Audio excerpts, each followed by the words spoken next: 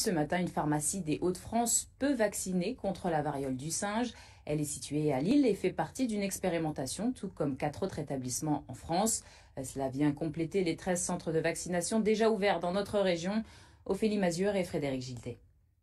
L'enjeu pour l'instant, c'est de proposer cette vaccination au plus grand nombre de personnes possible pour la première dose.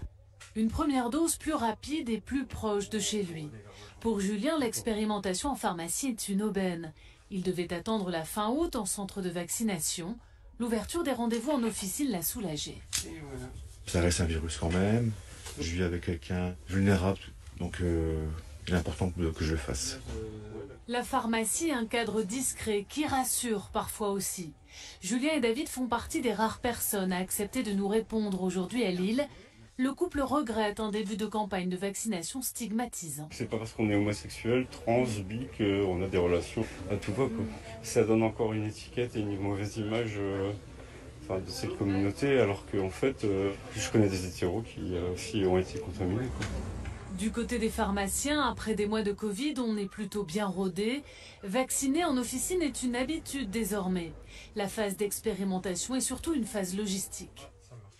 L'autre objectif un peu pratique, c'est de réfléchir et verrouiller les aspects logistiques de la chaîne du froid, de l'approvisionnement, puisque ce vaccin se conserve à moins 80 degrés, un peu comme on a pu connaître avec le Covid. Une fois qu'il est décongelé, on a une période, une péremption de 14 jours. À Lille, 130 rendez-vous proposés cette semaine en officine et aussitôt pris d'assaut. Selon ce représentant des pharmaciens des Hauts-de-France, la demande va croissante. C'était important parce qu'au départ, le ministre avait décidé qu'il y avait 2 régions expérimentatrices, la région Île-de-France et la région PACA.